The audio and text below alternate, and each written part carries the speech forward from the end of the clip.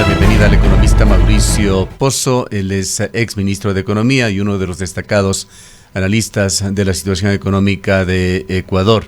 Es lamentable la situación del país en los medios de comunicación, de la usual proporción mayoritaria de noticias malas. Ahora se ha pasado casi a una totalidad, pues prácticamente no hay cosas buenas que suceden en el país, más allá quizá de los aspectos solidarios del tratamiento de la pandemia, de los médicos que se encuentran en el frente de esta batalla. Pero la situación del Ecuador es realmente desastrosa. Economista Pozo, no permite vislumbrar una luz al final del túnel, es decir, restaurar de alguna manera la esperanza de los ecuatorianos. Quisiéramos su análisis sobre la situación actual y sobre todo sobre las perspectivas de cómo salir de esto. Buenos días, gracias por la entrevista. Bueno, ustedes han hecho una reseña clara de lo que está ocurriendo. Sí creo que es importante anotar algunos elementos. La situación del país este año 2020 va a generar una caída de la producción que según algunas fuentes hablan del 6, del 7%, algunas otras hablan del 10%. Yo personalmente creo que estamos bastante más cercanos al 10% de caída del PIB que al 6 o al 7. Y eso obviamente constituye la caída más severa en toda la historia económica del Ecuador. Ante esa coyuntura derivada de una crisis que ya se venía arrastrando, porque no es que el país antes de la pandemia no tenía problemas, inclusive ya se había anunciado una serie de decisiones a inicios de marzo pasado. Era imposible que el gobierno en esas condiciones se cruce de brazos, y es así como empieza a tomar algunas acciones que se concentrarían en la parte medular, digo yo, en las dos leyes que se enviaron a la Asamblea Nacional, que en este momento salieron ya de esa institución y está para decisión del gobierno. Y en segundo lugar, el anuncio en cadena nacional días después por parte del presidente de la República. Estas dos leyes, la primera de ellas denominada de apoyo humanitario, donde se incluía el tema de las contribuciones de empresas y personas, pero que fue retirado posteriormente porque seguramente el presidente vio que no había apoyo en la Asamblea. Mantuvo un corazón del proyecto que era y sigue siendo el acuerdo entre las partes. En otras palabras, tratar de que los convenios que puedan existir o que se puedan dar entre empleadores, entre empleados, entre arrendatarios y arrendadores, prestamistas, prestatarios, permita salir de la situación o atenuar los impactos de la situación, dado que los hechos habían rebasado las normas. Imposible aplicar la normativa vigente ante una situación donde las empresas no venden, no tienen liquidez, no pueden pagar nómina, no pueden pagar proveedores, no pueden pagar obligaciones bancarias, etc. Entonces ese principio me parece que es válido, es útil, no es perfecto, aquí no hay un instructivo, el Ecuador no ha vivido esto es una suerte de prueba-error, hay que ver cómo se va aplicando. Y en segundo lugar, la ley de ordenamiento fiscal, de ordenamiento de las finanzas públicas, que establece ciertos principios que por cierto ya tuvo el Ecuador en el año 2002 en la ley que se aprobó en esa época, que se llamó de responsabilidad y transparencia fiscal. Eso después fue abandonado en el gobierno anterior, y donde se incorporaban y ahora también ciertos principios de techos de endeudamiento, de ahorro de recursos, de equilibrio fiscal, etcétera. Principios que son utilizados por la gran mayoría de países que tienen las finanzas públicas en orden, pero claro, ahora para todo el sector público, las finanzas públicas no es solamente el gobierno central, son las otras entidades, son los gobiernos seccionales, etcétera. Esto ha generado algún ruido ahí porque dicen que intervienen las autonomías. Personalmente creo que aporta más que generar intervención, pero de todas maneras era importante estas normas y además esto apoya a los propios acuerdos internacionales con los multilaterales. Y finalmente se hizo el anuncio de las medidas 2 días después, donde a mi manera de ver, de forma valiente, El gobierno incorpora decisiones como recorte de gastos en la nómina pública, como aborda nuevamente el tema de los combustibles, en una coyuntura de debilidad política. Entonces, la situación del país es difícil, y es muy complicada. Este año va a ser muy severa la situación, la actividad económica en la caída de la misma, pero creo que estas decisiones van en la línea correcta, es decir, creo que son acciones que le apuntalan de alguna manera el proceso de atenuar el impacto de la crisis por un lado y irle preparando al país para una recuperación posterior. Así que dentro de tanta mala noticia es bueno pensar que esto puede darle una suerte de salida al problema económico. Economista Pozo, muy buenos días. Se afirma que en el país no hay recursos para pagar una cosa, no hay recursos para pagar otra, pero los pagos de la deuda ha sido fuertemente criticada desde algunos sectores, cerca de 350 millones de dólares por pago de bonos de el año 2020, y en estos días se ha criticado fuertemente un pago que habría hecho en el mes de abril el gobierno nacional de cerca de 1.000 millones de dólares, un pago anticipado de 2 préstamos a los bancos, al Goldman Sachs Group y al Credit Suisse Group. Así lo habría reportado Bloomberg a través de su portal. Algunos analistas y algunos medios de comunicación han calificado que este pago ha respondido a una mala apuesta, entre comillas, que habría hecho el Ministerio de Finanzas. Si usted podría explicarnos un poco más. Claro que sí, fíjese. Aquí hay que basarse sobre principios de conveniencia para el Ecuador. El Ecuador, si algo no puede hacer, es bloquear el financiamiento internacional. El Ecuador no puede cortar las formas de apoyo que necesita para poder salir de la situación de crisis en que se encuentra. Hay 4 formas de recibir recursos de afuera. Las de exportaciones, como sabemos, el petróleo está bajo, las otras exportaciones no petroleras de igual manera. Segundo, la inversión extranjera. Siempre estuvo en los últimos años en niveles muy bajos, ahora por la coyuntura internacional peor. Las remesas, que depende más de factores externos, que también ha bajado por la propia crisis. ¿Qué nos queda? El financiamiento externo, es decir, los recursos que recibimos de afuera.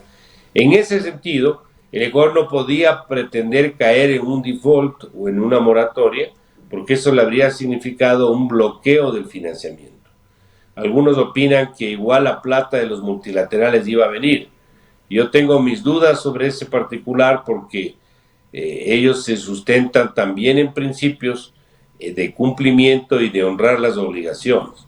Eso de ninguna manera quiere decir dejar las cosas como están. Es decir, tiene que buscarse un acuerdo que permita una reestructura de la deuda, reemplazar la deuda cara por barata, una quita de capital que se llama, es decir, una reducción del monto del principal, una reducción de los intereses a través de una contracción de la tasa y probablemente un alargamiento de los plazos. Eso para la sección de los bonos le va a ayudar al país porque este momento se está pagando alrededor del 9% de interés por esa cifra. Calcule usted 9% por 20, son alrededor de 1.800 millones anuales solo de intereses por ese concepto de la deuda. Economista Pozo, aparte está el tema de la deuda. Compartir con usted y con nuestros oyentes en pantalla la situación riesgo país de Ecuador, que ha venido paulatinamente cayendo, llegó a bordear los 6.000 puntos de riesgo país el 22 de mayo, se situó en 4.150, registra el día de hoy 3.901 puntos, habiéndose mantenido estable en los 3 últimos días. Cifras altas, pero casi un 60% de lo que alcanzó hace muy pocos días. Quiere decir esto que algo de confianza va generando Ecuador en los mercados financieros internacionales. Este es un proceso, no es un tema que puede verse los resultados en pocos días. Esto tiene que irse observando en el tiempo. Obviamente 3.900 puntos básicos de riesgo país sigue siendo una cifra absolutamente alarmante. Sigue siendo el segundo más alto de toda América Latina después de Venezuela, superior a Argentina. El Ecuador tiene que arribar a cifras mucho más manejables, ojalá que no pasen de los 500 puntos, pero como dije, esto tiene que ir produciéndose en el tiempo. En la medida de que pueda enfrentar la crisis económica de la mejor forma, en la medida en que avance la negociación con los acreedores, va a ir mejorando la percepción internacional y se va a ir reflejando en una caída constante y permanente del riesgo país. Así que eso es un tema que hay que verlo en el horizonte, digamos. Ecuador, economista Pozo, con 150.000 empleos menos, esto reflejado por las cifras de el IES, con 150.000 asegurados menos, unos por renuncia, otros por despidos, va generando también cifras cada vez más altas de desocupación y de subocupación. El análisis que hacía el Banco Mundial habla de un país con una limitada inversión privada, de que es insuficiente la inversión privada que existe en el país, y en la contraparte hay esta obligada contracción del sector público que se ha venido pidiendo desde hace muchísimos años tras la decidida intervención del gobierno del expresidente Correa para activar muchas de las empresas públicas haciendo inversiones que al final han resultado pésimas inversiones, pues al momento se están cerrando por lo menos 8 empresas que han costado muchísimo al país. Se genera entonces esta encrucijada, un sector privado muy débil y un sector público desastroso para la economía. ¿De qué manera se puede pensar que Ecuador pueda recuperar el camino hacia una actividad económica más eficiente? ¿Cómo se puede catalizar esto cuando la situación en lo público y lo privado es lo que he señalado? Ha habido una confusión y una decisión a mi criterio equivocada de cuál tiene que ser el rol del Estado. El Estado no está para intervenir como empresario. El Estado está para supervisar, para establecer las políticas, para poner las líneas de la cancha, para de alguna manera sancionar cuando se producen situaciones fuera de la ley. Para eso está el Estado. El Estado no está para vender gasolina o tener compañías de aviación o tener importadoras o tener farmacéuticas. Para eso no está. ¿Por qué? Porque eso lo que hace es distraer recursos para lo que realmente tiene que participar: salud, educación, seguridad, justicia, y distraer los mismos en objetivos donde al no ser empresario termina con resultados que no le competen y no le corresponden y no son convenientes para el país. Fíjese usted, entre el año 2000 y 2006, que estuvieron 3 gobiernos en funciones, el peso del gasto público total, no solo del gobierno central, sino de toda la masa pública, representó en promedio el 21% del PIB.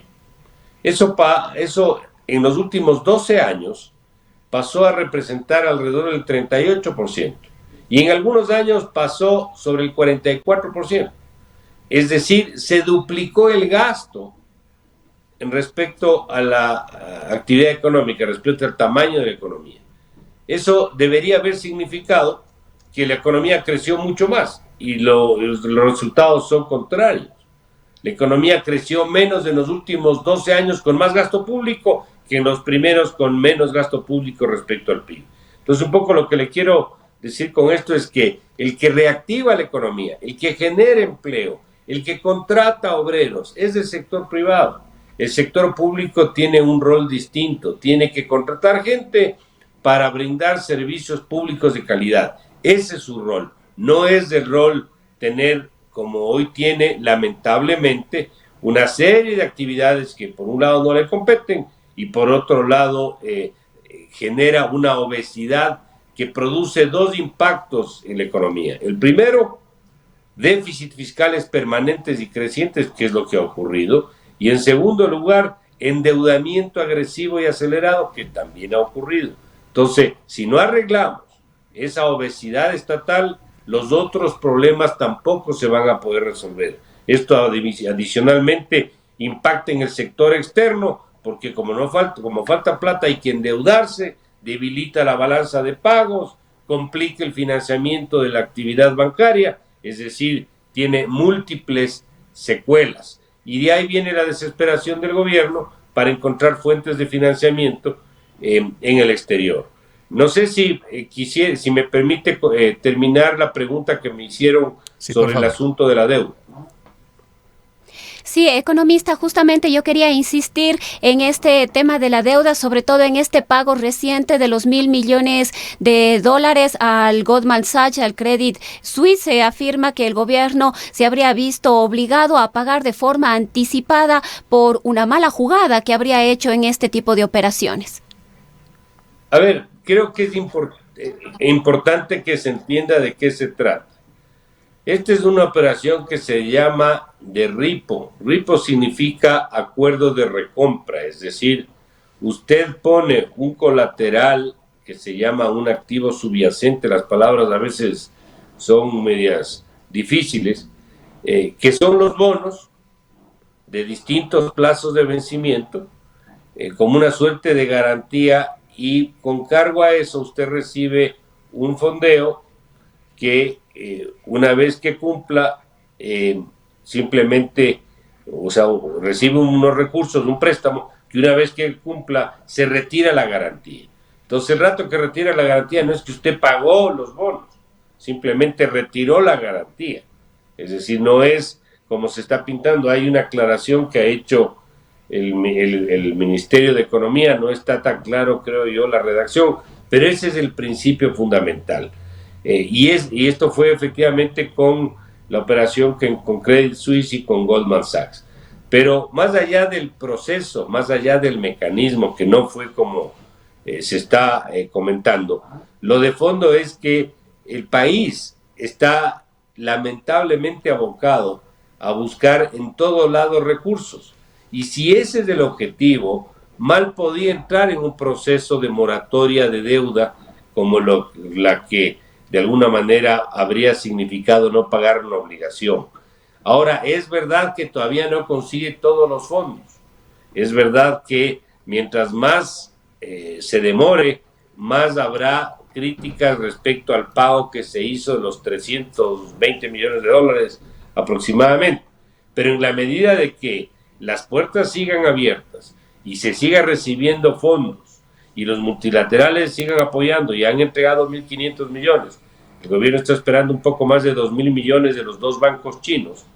En la medida que eso se produzca, se entenderá mejor por qué la estrategia de pagar 300 millones, a pesar de un momento de crisis, para habilitar financiamiento que ojalá podamos recibir por sobre los 4.000 millones o 5.000 millones de dólares, fue una estrategia correcta, a pesar, como digo, que en el corto plazo a veces ese tipo de decisiones no son tan fáciles de entender.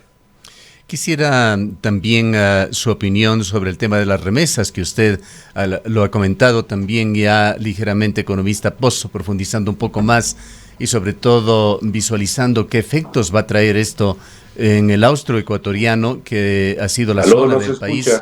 Sí, que es el austroecuatoriano, que ha sido la zona del país más beneficiada por estas remesas, que a su vez vienen de... Sí, parece que tuvimos algún problema, no sé si nos está escuchando. Sí, ahora. Ya, ahora perfectamente. Perfectamente, sí, siempre tenemos un poquito de delay, de retraso por la internet.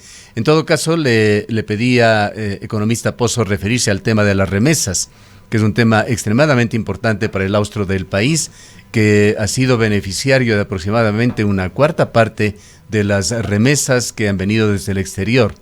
Producto, hay que recordarlo siempre, del sacrificado trabajo de emigrantes ecuatorianos. En pantalla vamos a exhibir también un último reporte de remesas del Banco Central del Ecuador, en el cual se destaca que Azuay ocupa el segundo puesto en recepción de remesas.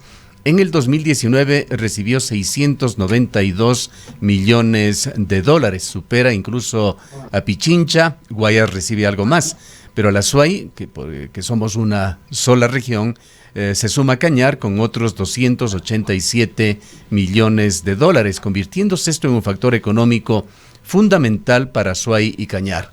Las estimaciones más conservadoras hablan de un 20% de reducción en las remesas para los países en Latinoamérica en general, dada la situación que se vive en los Estados Unidos, en Nueva York, que ha sido el centro de los emigrantes ecuatorianos.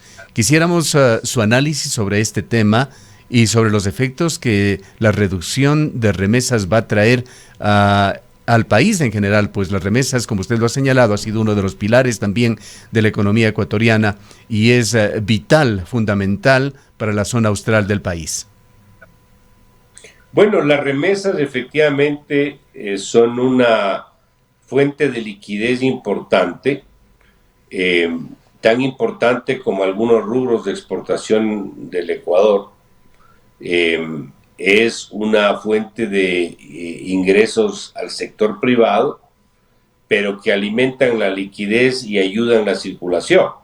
Es decir, el familiar que trabaja en el exterior le envía a su familia en el Ecuador, esta familia recibe esa plata, con esa plata compra cosas, el que le vende esas cosas paga a un tercero, ese tercero deposita en un banco, el banco parte de eso nuevamente presta, es decir, genera actividad económica, genera movimiento de la liquidez y del circulante y ayuda a que la economía se reactive.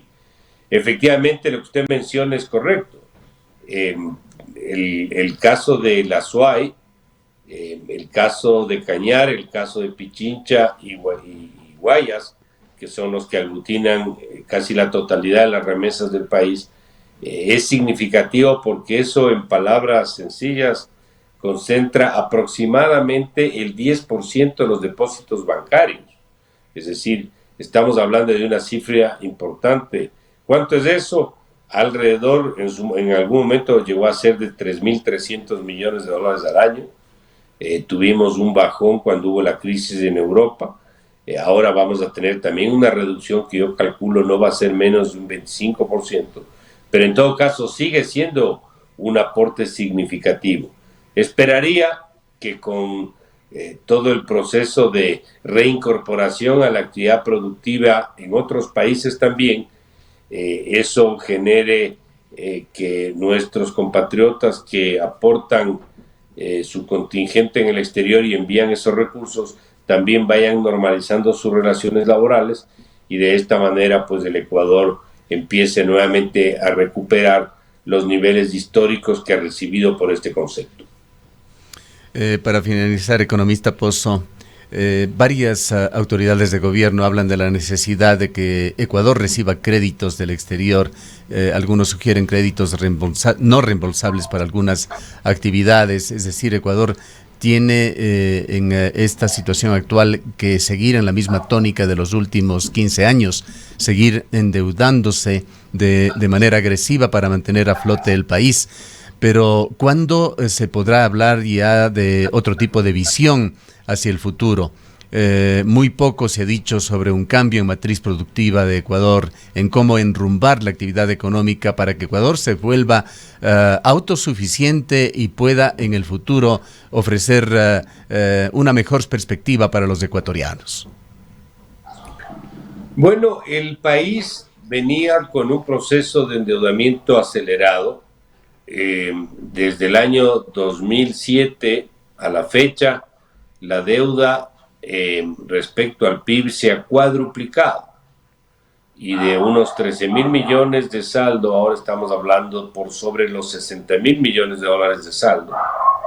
Pero más allá del monto en valor nominal, digamos, lo más complicado para nosotros es la estructura de la deuda.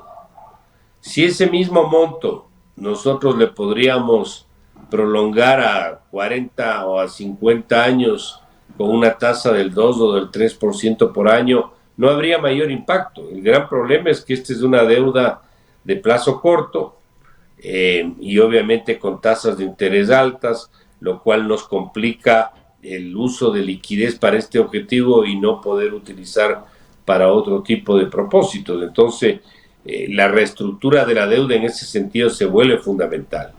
Antes del aparecimiento de la pandemia, en el año 2022, ya se podía anticipar que en relación al PIB llegábamos a un techo y empezaba un proceso, aunque lento, de reducción de la carga de la deuda. Ahora, con este endeudamiento que lamentablemente necesitamos por el problema que estamos viviendo, ese proceso se va a alargar, es decir, se va a extender el plazo a partir del cual la relación de la deuda podrá ir cayendo respecto a la actividad económica. Ahora es difícil anticiparle cuándo ocurrirá eso, depende de cuánto finalmente logremos concretar de nueva deuda, pero yo creo que por lo bajo esto va a postergar ese declive de la relación probablemente unos 4 o 5 años más. Es decir, esta es un poco la secuela de tener una economía desprotegida, una economía que no tuvo ahorros, una economía sin reservas internacionales, una economía sin inversión extranjera adecuada para poder hacer frente a esta realidad que se presentó, a este choque externo, que habría sido bastante distinto si habríamos manejado en orden las finanzas públicas de los años anteriores. Bien, queremos agradecerle al economista Mauricio Pozo. Él fue ministro de Economía en el gobierno de Lucio Gutiérrez y es uno de los destacados analistas económicos de Ecuador.